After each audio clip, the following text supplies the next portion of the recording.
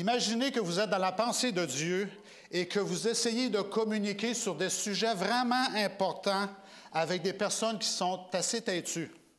En particulier, un groupe de personnes qui, pendant environ 400 ans, ont été réduites en esclavage et sans trop d'éducation. Ils ont été opprimés. Comment feriez-vous pour communiquer avec ces gens-là? Avez-vous déjà vu une machine de Rube Goldberg? Vous avez déjà un exemple qui est là. Qui est Reuben Goldberg? Eh bien, Reuben Goldberg, c'est un Américain qui est né à San Francisco, aux États-Unis. Et lui, il est reconnu comme faisant des bandes dessinées qui illustrent des processus relativement simples, A et B, très simples, mais réalisés de manière complexe et alambiquée. Alors, les machines de Rube Goldberg sont comme ça. Et ce que vous voyez, celui en blanc et noir que vous avez vu, ce sont des projets d'école. À l'école, on demande des fois aux étudiants de faire quelque chose. Et moi, j'en ai vu une de ces machines-là, une énorme machine dans un cube de plexiglas. Vous rentriez une boule de métal en haut, et c'est très facile. Elle rentre et elle sort du cube. Mais entre les deux, j'ai vu une machine comme ça dans le passé. Et entre les deux, la boule de métal doit faire toutes sortes de contorsions, toucher des leviers, toucher d'autres boules, et là, elle va remonter, descendre, faire toutes sortes de choses pour finalement sortir de l'autre côté 5-6 minutes plus tard. Alors, le processus est très simple, ça rentre et ça sort. Et les humains aiment ça compliquer des fois les choses. Et quelquefois, malheureusement, la foi en Dieu peut sembler être comme ça. Ça devrait être simple en principe, mais souvent, ça devient alambiqué.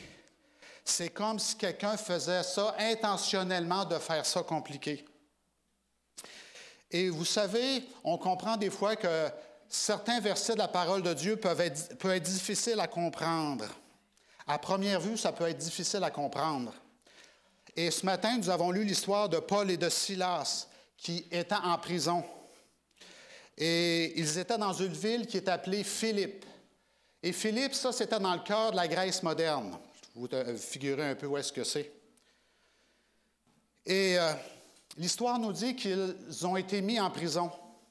Et leur réflexe, en tant que serviteurs du Christ, ça a été de commencer à chanter et de prier à voix haute, à tue-tête. Et éventuellement, après quelques heures de chant et de prière comme ça, un tremblement de terre a frappé. L'histoire nous dit que les chaînes de tous les prisonniers se sont rompues. Et les portes de la prison, qui est un fort, on peut imaginer un fort de pierre, les montants de portes se sont écroulés, les portes se sont ouvertes. Et là, le geôlier de la prison, lui, s'est réveillé, il est allé voir ce qui se passait à la noirceur. Et là, il réalise que les portes sont ouvertes, les prisonniers sont probablement partis. Et là, qu'est-ce qu'il a dans sa tête? C'est de dire, j'ai de gros ennuis. Je dois répondre de ma vie. Alors, conséquemment, l'histoire nous dit qu'il a voulu mettre fin à ses jours. Il savait qu'il était dans de sales draps, mais Paul et Silas étaient là, ils savaient qu'est-ce qui se passait. L'homme, le geôlier, était désespéré. Sa culture de honte et d'honneur lui montrait la faillite, la honte, l'incapacité. Il devait mourir. Mais Paul et Silas étaient là. Ils crièrent à l'homme, « Ne te fais pas de mal, nous sommes encore tous là. » Et là, le gardien de prison a compris qu'est-ce qui se passait. Quel genre d'hommes sont-ils? Pourquoi ils ne se sont pas mis à courir et se cacher derrière un buisson? Alors là, il a fait un lien entre les prières, le tremblement de terre et le fait qu'ils étaient encore là pour secourir le geôlier. Probablement qu'ils s'étaient endormis en entendant leurs prières et leurs chants. Et j'imagine que pour quelqu'un de l'Empire romain, ça ne devait pas être fréquent que quelqu'un chante et prie en prison comme ça. Il a compris qu'il y avait quelque chose de spécial à leur sujet, de chanter à leur Dieu. Et là, il a tout mis ça à la suite l'un de l'autre. Et là, il s'est même soucié, et il s'est même aperçu qu'il se souciait de son bien-être. Et là, il y a une image qui est venue dans sa tête. Leur Dieu est avec eux. Il a fait la connexion. Alors la Bible dit qu'il a demandé une lumière pour voir qu'est-ce qui se passait. Il est allé se jeter à leurs pieds à Paul et Silas et il a posé une question. Avant de les mettre en prison, il ne les appelait pas monsieur, mais maintenant il se jette à leurs pieds et il dit, « Seigneur, que dois-je faire pour être sauvé? » Vous savez, c'est une question qui est très simple. Hein? Crois au Seigneur Jésus-Christ, toi, et tu seras sauvé, toi et ta famille. C'est une question parmi tant d'autres. Et la vie est une succession de questions. Où vais-je aller à l'école? Est-ce que je vais à l'université? Qui vais-je épouser? Devrions-nous avoir des enfants? Combien d'enfants devrions-nous avoir? Allons-nous louer ou acheter notre résidence? Quelle carrière vais-je poursuivre? Dans quoi vais-je investir? Que dois-je faire pour servir mon Église? Que dois-je faire pour servir ma communauté? Combien de temps vais-je travailler? Quand devrais-je prendre ma retraite? Où devrions-nous vivre à la retraite? Quand est-il temps d'emménager dans un établissement de soins de personnes âgées? Et ça, c'est le genre de questions qui vont nous venir à l'idée au cours de notre vie. Mais il y a une question qui reste au-dessus de toutes les autres. Que dois-je faire pour être sauvé? Rien d'autre n'a vraiment d'importance jusqu'à ce que vous obteniez une question précise à cette question. Que vous obteniez une réponse précise à cette question, dis-je bien. Et vous savez, la Bible nous explique qu'après le retour de Jésus, il va venir un moment où tous ceux qui ont vécu sur terre seront ensemble au même endroit, au même temps précis donné. Vous savez, les rachetés vont être à l'intérieur de la Nouvelle Jérusalem, avec Jésus à profiter de toutes les belles choses. Et les perdus ressuscités seront là aussi. Mais ils seront à l'extérieur de la ville où est-ce que la terre sera dévastée et la seule belle chose à regarder sera quoi? La belle ville lumineuse, pleine de couleurs en avant d'eux. Et là, ils vont avoir du temps pour réfléchir. Avez-vous déjà eu cette sensation dans la vie où est-ce que vous vous dites « Ah, c'est trop tard ». Avez-vous déjà manqué l'autobus quand vous étiez jeune? Vous savez, les autobus jaunes qui passent, là, et le feeling que vous avez quand l'autobus est passé? Moi, ça m'est arrivé quelquefois. Et il fallait que je retourne à la maison. Ouf, ça, c'était pas la bonne nouvelle. Avez-vous manqué un vol d'avion déjà? Avez-vous déjà manqué un rendez-vous à cause que votre automobile vous a laissé tomber, un accident? Hein? Est-ce que quand la fois où est-ce que votre fiancé vous a laissé tomber, les émotions que vous sentez ici là, qui vous twistent, ça fait mal, n'est-ce pas? Vous avez manqué une promotion, vous avez manqué un examen, manqué quelque chose, et le temps continue d'avancer. Vous ne pouvez pas retourner en arrière. Trop tard. Eh bien, c'est ce qui se passe dans l'esprit des perdus à ce moment-là. Ils sont à l'extérieur de la ville, regardant à l'intérieur, et ils réalisent qu'ils sont perdus pour l'éternité. Ça fait mal, n'est-ce pas? Il n'y a absolument rien qu'ils peuvent faire à ce moment-là pour changer quelque chose à leur situation. Mais la bonne nouvelle, c'est qu'aujourd'hui, on peut faire quelque chose pour changer notre situation. Nous sommes sur cette terre pour que nous puissions assurer notre vocation et notre élection. Nous sommes sur cette terre pour apprendre à connaître Dieu, réclamer et recevoir le don du salut. Et cette terre ici n'est qu'un avant-goût des choses à venir. Vous savez, notre vie est très courte comparée à l'éternité. Et Dieu nous dit que nous sommes ici pour nous préparer à l'éternité. Alors, pendant que nous sommes ici aujourd'hui, on peut avoir un impact sur cette éternité-là. Si vous partez sans faire de choix, il est trop tard et il sera trop tard. Alors, cette question-là revient encore. Que dois-je faire pour être sauvé? Ça a une incidence directe sur notre éternité. Une incidence directe aussi sur notre vie sur terre. Parce que vous savez que quand vous acceptez Jésus, tout va changer graduellement dans votre vie. Vous allez devenir une meilleure personne.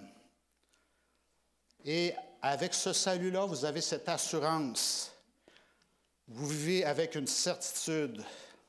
Vous vivez dans la promesse de ce que Jésus a dit dans Nicodème, vous connaissez bien, dans Jean 3,16, où est-ce que ça dit? Dieu a tant aimé le monde qu'il a donné son Fils unique afin que quiconque croit en lui, ne périsse pas, mais qu'il ait quoi? Et ça, c'est une promesse parmi les autres promesses. Et ce que Dieu veut pour nous, pour son peuple, c'est qu'on soit fondé sur ces promesses solides-là.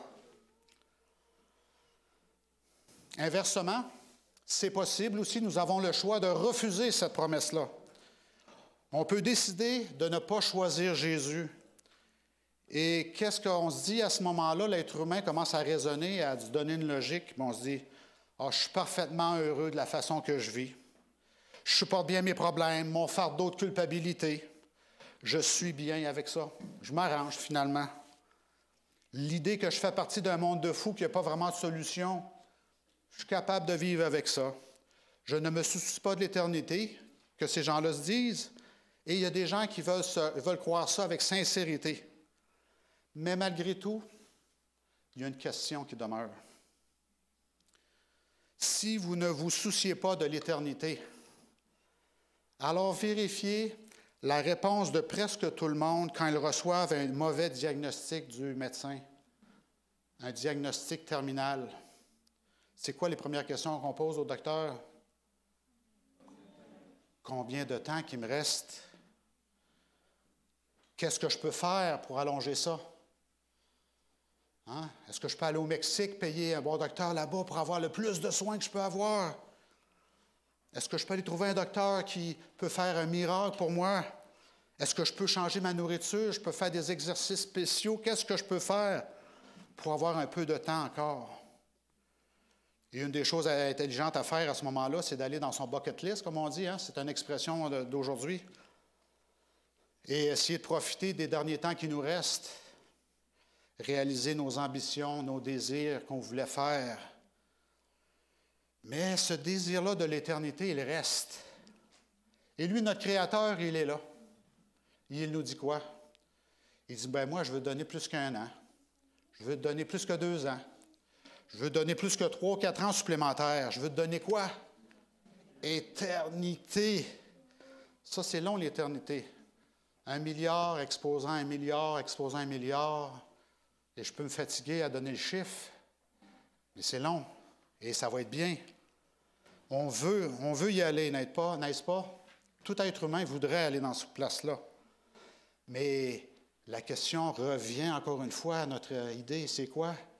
Que dois-je faire pour profiter de ça? Et le geôlier, c'est la question, encore une fois, qui se posait. Il demande à Paul et Silas ce que je dois faire pour être sauvé avec ce Dieu si puissant qui crée les tremblements de terre et qui m'aime en plus. Et là, Paul et Silas ont dit de quoi? De très simple. N'oubliez pas que si la forteresse de la prison s'est écroulée, la ville de Philippe, avec toutes les maisons faites en pierre, que pensez-vous qui est arrivé à la ville? Il devait y avoir des cris, des pleurs, ça devait être la catastrophe épouvantable à la ville. Alors, parmi ce chaos-là, Paul et Silas offrent une solution très simple. Crois au Seigneur Jésus et tu seras sauvé. Hein, c'est un peu une réponse très courte qui rentre dans la machine de Rube Goldberg. Crois au Seigneur Jésus, tu seras sauvé. C'est si simple. La boule rentre, la boule sort. Alors, mesdames et messieurs, c'est très simple. Croyez et vous serez sauvés.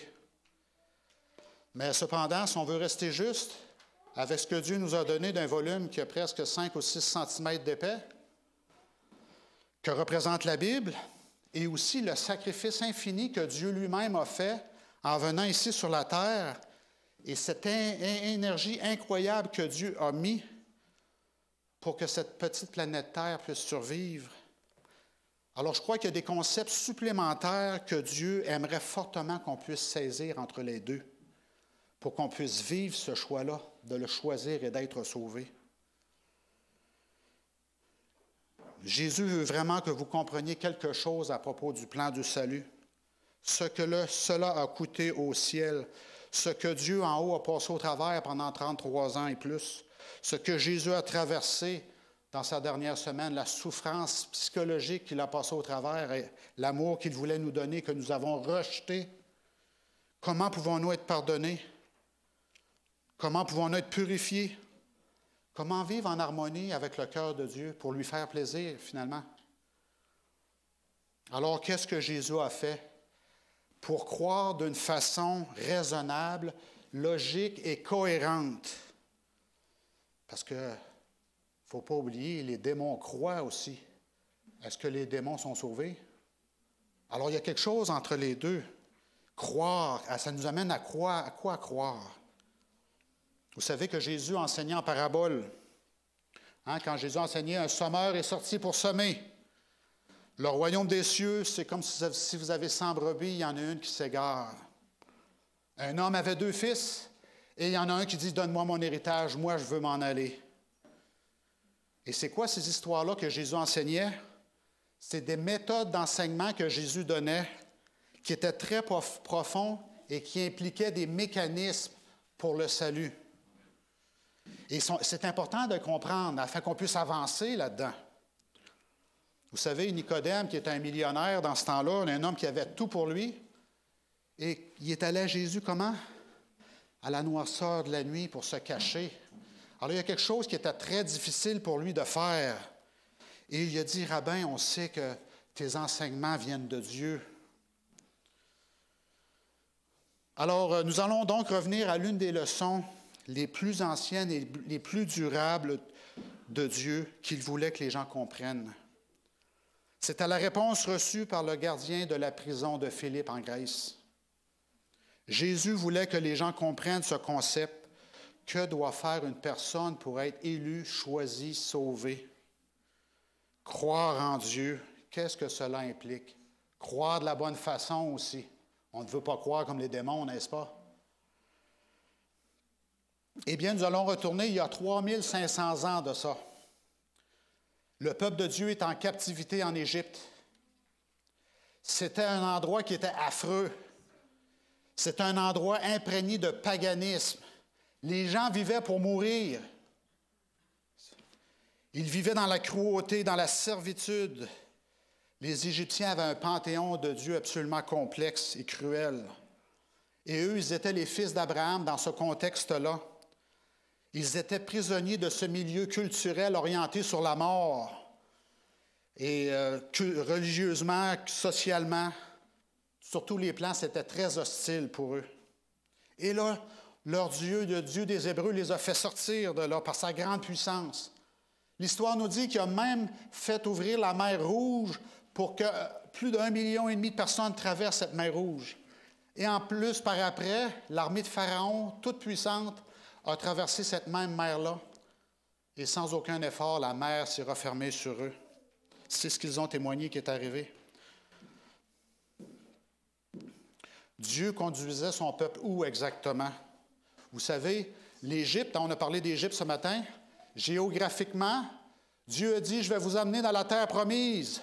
La terre promise est au nord. Je vous emmène là. Puis la première chose que Dieu fait, il fait quoi? Sud. Je vous emmène dans la terre promise, puis il s'en va dans le sud. Des centaines de kilomètres dans le sud. C'est la première chose que Dieu fait. Pourquoi il a fait ça? Afin qu'il puisse vivre sans péché, afin qu'il puisse vivre dans la liberté, afin qu'il puisse apprendre ce que c'était vraiment que d'être un serviteur de Dieu, et qu'ainsi Israël pourrait devenir un incubateur d'où sortirait quoi?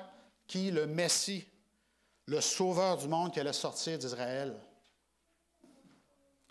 Pensez-vous que le peuple d'Israël était prêt à accueillir le Messie à ce moment-là? Il y a une expression en anglais qui ne se traduit pas, qui dit que c'était une bande de motley crue, des laissés pour compte. Au Québec, on dirait que c'était une gang de pas d'allure. Ils croyaient en Dieu. Oui, la croyance, ils croyaient en Dieu, bien sûr. Mais ils étaient à peine sortis d'Égypte. La première chose qu'ils ont fait, vous voyez l'image? On croit en Moïse, on croit en Dieu, mais là, on ne voit plus Moïse. Alors là, nous, on doit faire quelque chose. Qu'est-ce qu'on fait? Ils ont fondu leur or qu'ils avaient en quantité phénoménale et se sont fait un veau en or. Et ils ont adoré ce veau-là d'une façon absolument pleine de débauche et d'ignominie. Et là, Dieu regarde ça, qu'est-ce qui se passe? Eh oui, ça, c'est mon peuple. C'est mon peuple. Alors, Dieu avait besoin de leur apprendre des choses. Alors là, on commence à comprendre pourquoi ils ont pris la direction sud. Dieu voulait les faire grandir, les éduquer, les instruire, les scolariser spirituellement. Parce qu'on se rend compte qu'ils étaient absolument égoïstes, leur foi est extrêmement courte. Ils avaient des leçons de base à apprendre. Croire sans voir Moïse, c'est ce que ça a donné. Alors Dieu voulait leur enseigner le plan du salut. Il voulait qu'ils restent, qu'ils demeurent dans l'obéissance. Il voulait les faire grandir spirituellement.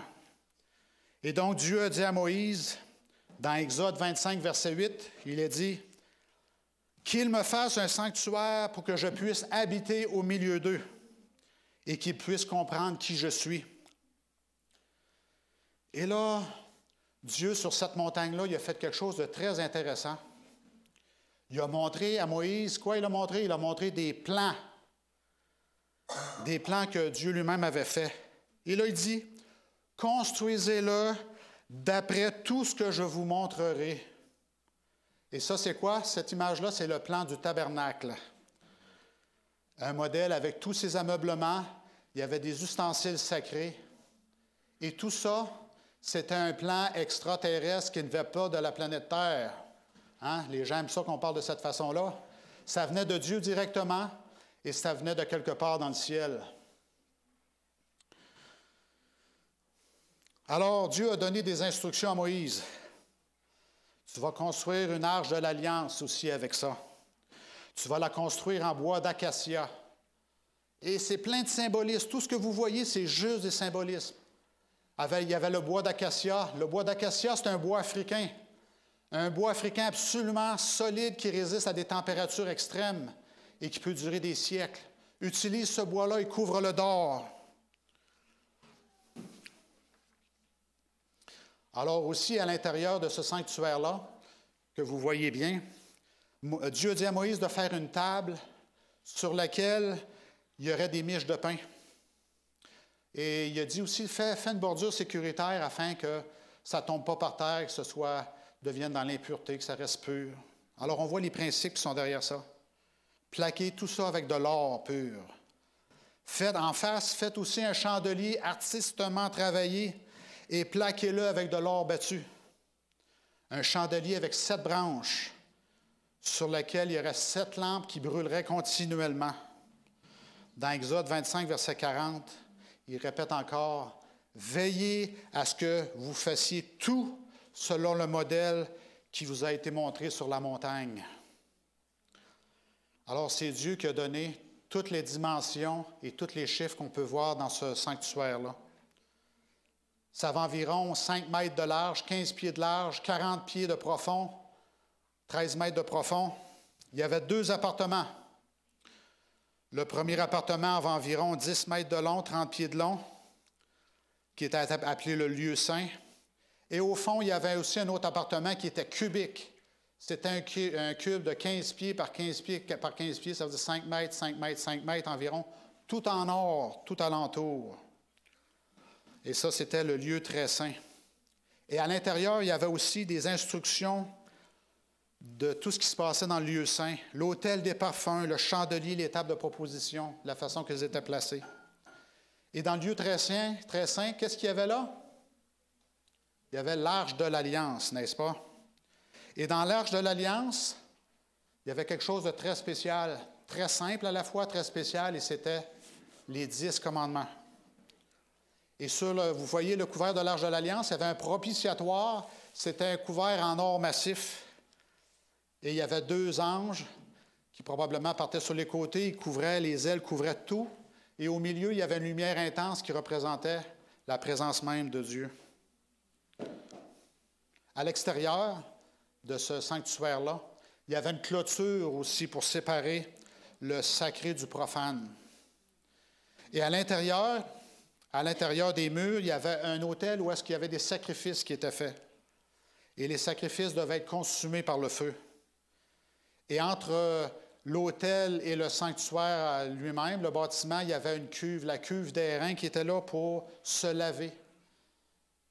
Alors les prêtres devaient constamment aller se relaver rituellement. Tout devait être propre, tout devait être purifié.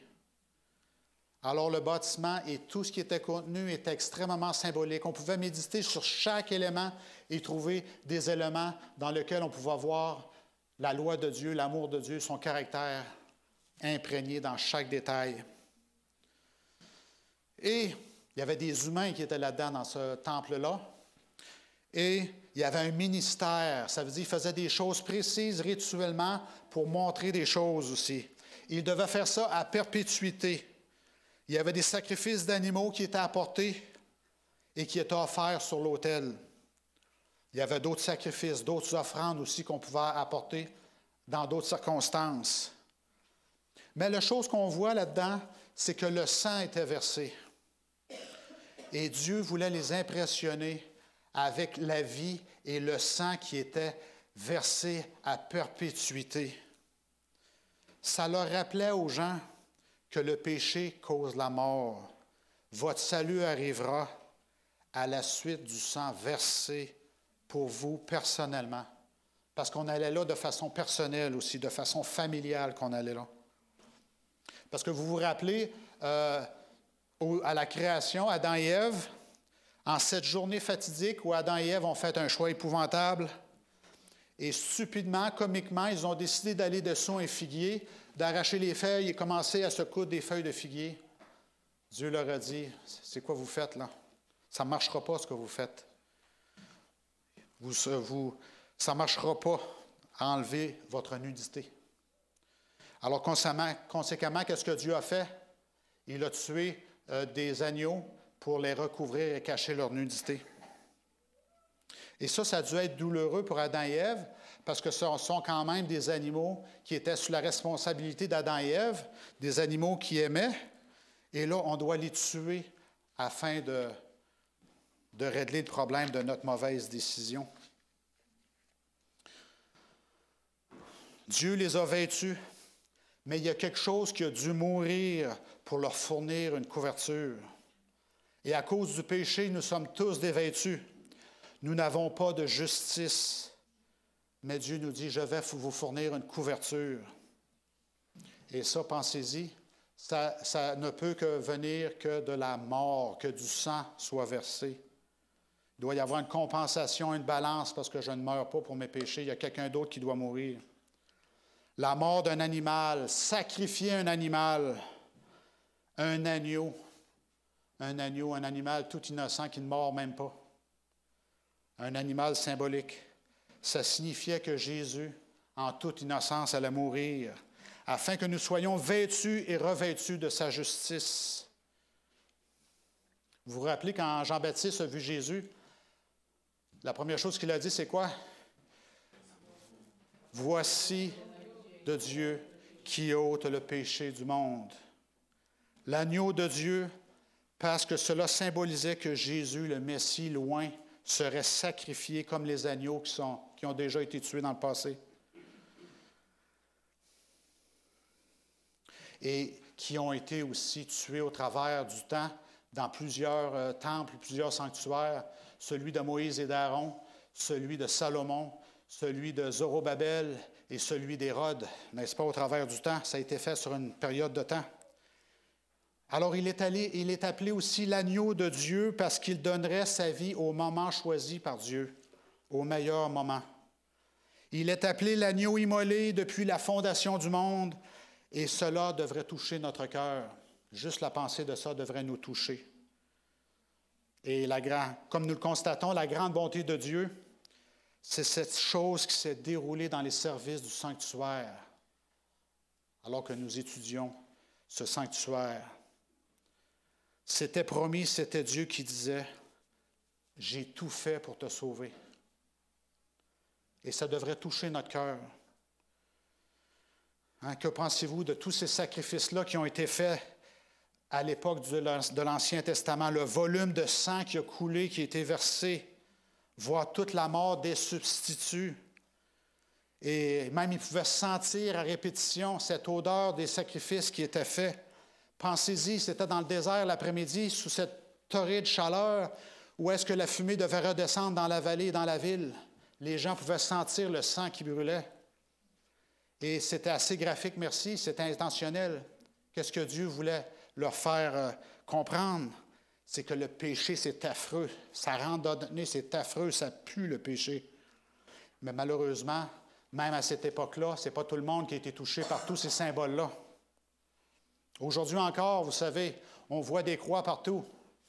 Hein, je me promenais dans le coin de Frampton, on voit des croix. À tous les bouts de chemin, il y a des croix encore. Sur les toits des églises, on voit encore des croix. Sur les bordures d'autoroute, si vous allez en Alberta, si vous allez au Tennessee, vous allez voir des croix immenses.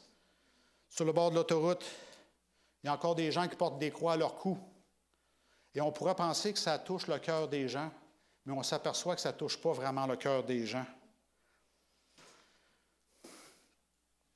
Même ceux qui se disent croyants, ça ne les touche plus aujourd'hui. Alors, les services effectués dans ce sanctuaire nous rappellent beaucoup de choses. Qu'il me fasse un sanctuaire et que j'aille habiter au milieu d'eux pour qu'ils sentent ma présence, c'est phénoménal. Dieu a dit, répété, « Je veux habiter au milieu de mon peuple ». Et même dans l'Apocalypse, au travers des 7 églises, qui se promène au travers des 7 églises? Jésus est toujours là, à travers le temps. Il est là pour nous aujourd'hui à la 7e église, n'est-ce pas? Je veux habiter au milieu d'eux. Alors Dieu n'est pas un Dieu loin et distant. Il est là aujourd'hui, tout près de nous. C'est ce qu'il a toujours voulu. Il sait ce qui se passe dans ta vie, il sait ce qui se passe dans ma vie. Il sait à quoi tu fais face, aux conflits, aux difficultés.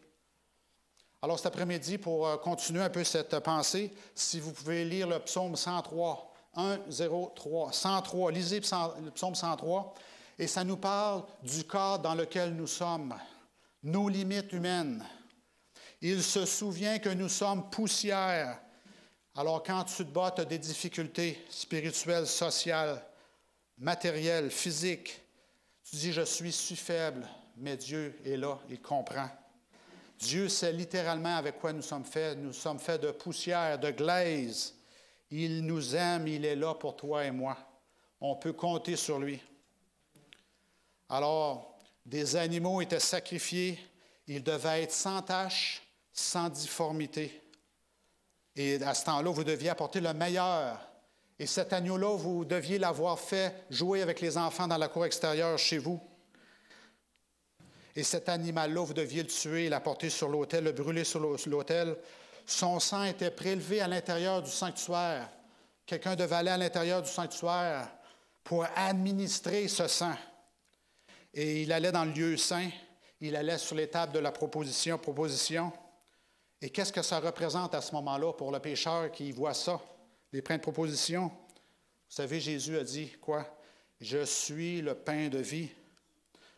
Jean 6, 48 dit, c'est dans Jean 6, 48, ça dit ça, « Je suis le pain de vie ». Et Jean 6, 50 dit, « Je suis le pain de vie vivant qui est descendu du ciel. Si quelqu'un mange de ce pain, il vivra éternellement. Et le pain que je lui donnerai, c'est ma chair que je donnerai pour la vie du monde. » Jésus, c'est le pain de vie.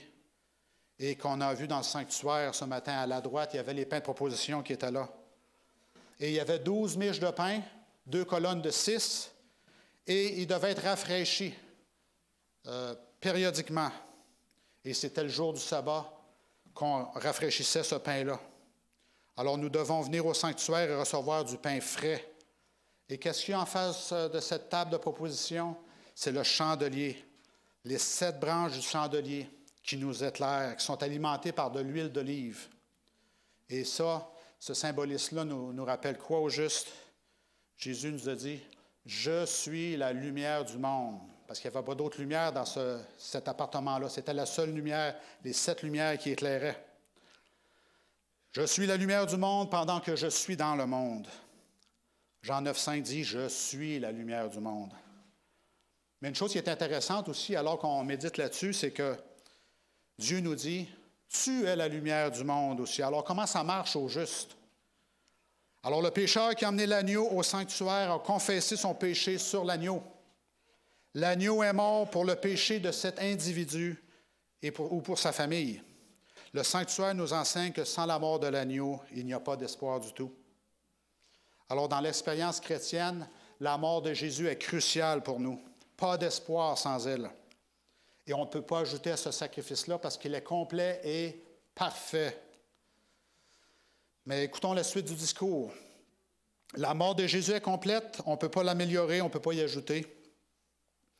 Mais le plan du salut, dans le service du sanctuaire, ne se termine pas avec la mort de l'agneau, parce que ce sang-là doit être administré. Le pécheur a confessé le péché sur l'agneau symboliquement. Ce péché était maintenant transféré du pécheur à l'agneau. L'agneau est mort pour ce péché qui typifie la mort de Jésus. Alors il prenait du sang représentant le péché et le servait dans le sanctuaire. Alors qu'est-ce que ça donne au juste? Le pécheur est entré dans la cour, le sang a été transporté dans le lieu saint. Alors ce pécheur-là est en voyage vers la présence de Dieu. Un voyage dans le lieu très saint. L'animal a été sacrifié, le sang a été administré. Le pécheur savait qu'il avait besoin du pain de vie, il avait besoin de Jésus. À l'intérieur de ce chemin de sanctification, ce pain pénètre en vous, il vous fortifie. Jésus vous ramène à votre vie. Il est la force de votre vie. Il vous aide à marcher dans les ténèbres du monde, alimenté par le Saint-Esprit pour être la lumière du monde. Et là, alors qu'on marche, il y a l'autel des parfums qui est là aussi. Et l'autel des parfums représente nos prières qui montent vers le ciel. Et il y a du sang qui est administré sur les quatre coins.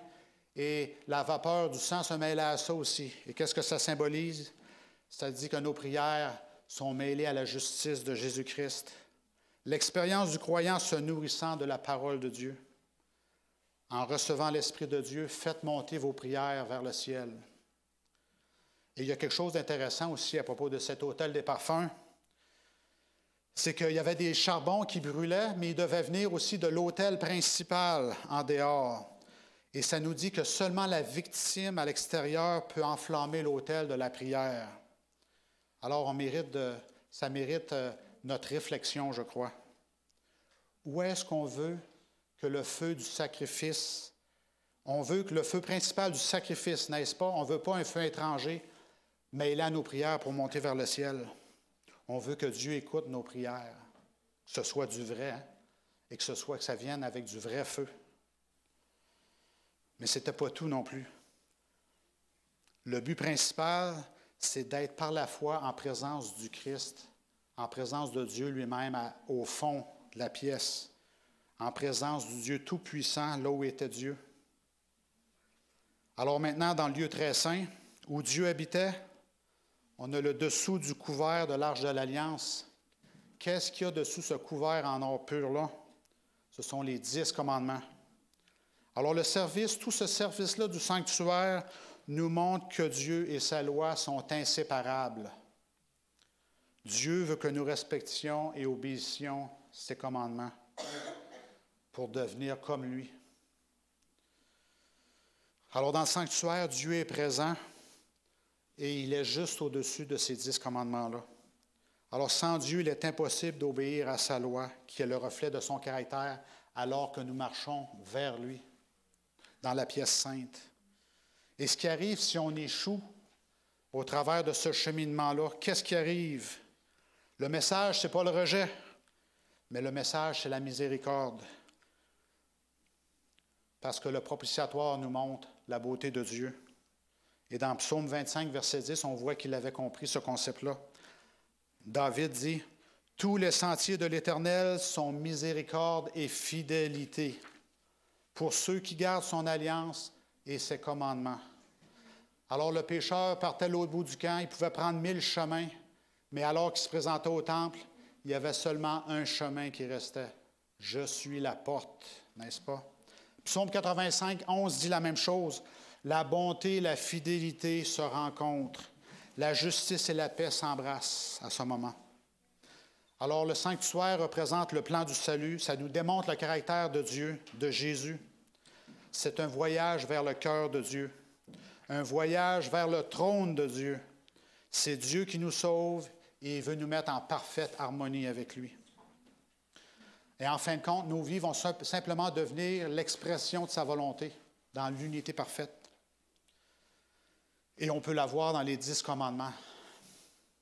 C'est le caractère de Dieu. Le sanctuaire nous montre aussi que l'Esprit Saint est avec nous. Nous devons avoir cette certitude. Et l'Esprit Saint va nous donner force et conseils afin qu'on puisse aller de l'avant sans se décourager. Et il y a des anges aussi. Il y a plein d'anges dessinés dans la porte principale. À l'arrière, on voit des anges aussi. Les anges nous regardent et nous assistent dans tout cela, dans tout ce cheminement-là et dans le plan du salut. Ils sont là, ils sont prêts à nous servir quand nous avons besoin d'aide. Alors maintenant, on a bien décrit le sanctuaire terrestre qui a servi durant l'Ancienne Alliance. Et évidemment, c'est un modèle du sanctuaire de la Nouvelle Alliance. Et vous savez, dans Hébreux 9, verset 11, ça nous dit « La première alliance avait des ordonnances relatives au culte et le sanctuaire terrestre. » Vous savez, Étienne le martyr, dans Actes 7, 48, a bien spécifié « Le Très-Haut n'habite pas dans des temples faits de mains d'hommes. » Hébreux 9 nous rappelle que c'était des figures qui nous rappellent que Jésus habite dans le vrai sanctuaire du ciel. Les services du sanctuaire sur terre étaient dirigés par un prêtre, et à la journée des expiations, c'est un grand prêtre qui officiait. Mais c'est la même chose qui se passe aussi au ciel. Les services du sanctuaire céleste sont effectués par un prêtre, un grand prêtre aussi. Hébreux 8, versets 1 et 2 nous dit « Nous avons un tel souverain sacrificateur qui est assis à la droite du trône de la majesté divine dans les cieux, comme ministre du sanctuaire et du véritable tabernacle, qui a été dressé par le Seigneur et non par les hommes. » Alors, ça nous parle que Jésus, il n'est pas contre nous, il est pour nous. Parce que nous, souvent, on regarde les autres et on pardonne, on pense que Dieu pardonne de la même façon que nous, on pardonne aux autres. Mais parce qu'on ne pardonne pas facilement des fois. Et nous pensons que nous sommes indignes, nous pensons que nous sommes sales, nous pensons que nous sommes des échecs. Et c'est vrai en partie. Mais on oublie trop souvent, trop rapidement ce qu'est la grâce et la miséricorde de Dieu. Nous oublions qui est Dieu. Nous avons quelqu'un qui travaille constamment pour nous. Et ça, c'est une promesse. Hébreux 8, verset 2 nous dit « Comme ministre du sanctuaire et du vrai tabernacle que le Seigneur a dressé et non un homme. » Tout comme il y avait un sanctuaire terrestre qui traitait du péché et de la voie du salut, un sanctuaire où un prêtre servait. De la même manière, il y a un sanctuaire céleste qui traite du problème des péchés et du salut. C'est un endroit où un prêtre, un souverain sacrificateur qui est Jésus. Et il est là pour les générations de la Nouvelle Alliance. Et on peut se demander, on essaie de méditer là-dessus, on se dit, il est où le sacrifice? Il est où l'agneau immolé pour nous aujourd'hui? Où est le sang dans le sanctuaire céleste? Alors ça a été fait, ça a été effectué. Jésus est capable de donner son propre sang. Il l'a fait. Vous savez, il y a des empreintes dans ses mains, dans ses pieds, dans son côté, probablement sur sa tête aussi, qui vont rester et qui vont nous montrer à perpétuité que Jésus a versé son sang pour nous. La planète Terre a absorbé son sang. Alors Jésus a pris notre péché comme le sacrifié, comme sacrifice, et maintenant il distribue son sang pour nous en tant que sacrificateur pour nous tous. Et aujourd'hui, c'est typifié par le jus de raisin, n'est-ce pas? Alors nous devons entrer dans ce lieu très saint-là, dans la présence de Dieu lui-même. Après avoir reçu l'Esprit, se nourrissant du pain, sous l'égide du Saint-Esprit, nous devenons des chrétiens qui gardent les commandements. Nous sommes reconnaissants pour la miséricorde et sa fidélité, alors qu'on regarde ce propitiatoire-là, d'or pur. Et ça nous rappelle que la vie, c'est un voyage dans la présence de Dieu, vers la présence de Dieu, jusqu'au bout. Il ne faut pas s'arrêter à 90 %, il ne faut pas s'arrêter à 95 %, il faut se rendre à 100 %. Alors Jésus, c'est notre grand prêtre, un grand prêtre miséricordieux et fidèle. Dans Hébreux 4, 14, ça dit « Demeurons fermes dans la foi que nous professons ». Et au verset suivant, ça dit « Car nous n'avons pas un souverain sacrificateur qui ne puisse compatir à nos faiblesses. Au contraire, il a été tenté comme nous en toutes choses sans commettre de péché. Approchons-nous donc avec assurance du trône de la grâce, afin d'obtenir miséricorde et de trouver grâce, pour être secourus dans nos besoins. » Nos besoins, nous allons avoir des besoins et Dieu va s'en occuper. Nous avons un grand prêtre et à cause de cela, vous pouvez avoir une confiance absolue et sans équivoque en lui. Peut-être que vous allez dire, tu ne sais pas à quel point je suis un pécheur, mais je veux vous dire quel genre de sauveur Jésus il est. Il est parfaitement capable de sauver ceux qui viennent à lui. Il ne faut pas attendre d'être bon pour aller à lui et d'entreprendre cette marche. Allons à lui tel que nous sommes. Alors, comme conclusion, ça dit quoi? Ça dit, j'ai un souverain sacrificateur dans le ciel qui administre son sang en mon nom. Je me nourris des pains de proposition, qui est la parole de Dieu. Je serai illuminé par l'huile d'olive, comme le chandelier à 7 branches. Ma prière va monter au ciel. Je vais entrer par la foi dans le lieu très saint pour être en présence du Dieu Tout-Puissant. Et c'est là que nous allons demeurer pour toujours. Et c'est la mort de Jésus qui est la base de tout cela. Dans la cour, il y a l'agneau qui a été immolé. Le sang a été administré. Et nous avons suivi Jésus par la foi. Et de sorte qu'en ce grand jour-là est très important, n'est-ce pas? Quand Jésus reviendra, nous allons regarder vers le ciel avec tous les rachetés. Et qu'est-ce qu'on va dire? Alléluia, c'est lui notre Dieu, nous le connaissons. Hein? Nous l'avons entendu et selon sa promesse, il est là pour nous maintenant. Malgré la terreur et toutes les choses, les 7 coupes qui tomberont sur la terre. Alors le message, c'est tu ne veux pas faire l'erreur de manquer ce rendez-vous-là.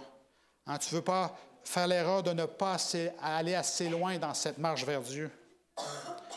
C'est un peu comme quand vous êtes un touriste et vous visitez une ville, vous ne voulez pas manquer l'attraction principale en tournant du mauvais côté de la rue ou en regardant la mauvaise place, n'est-ce pas? C'est important de prendre le temps de regarder et de confirmer ce que nous voyons. Alors, quand tu connais Jésus, quand tu as confiance en Jésus, tu regardes vers le sanctuaire, tu te dis que l'agneau est mort pour moi, pour toi. C'est une promesse, je l'ai crue, et nous pouvons être fondés certainement sur cette promesse. Alors, le message, c'est croyez et soyez sauvés. Amen. Que le Seigneur nous bénisse.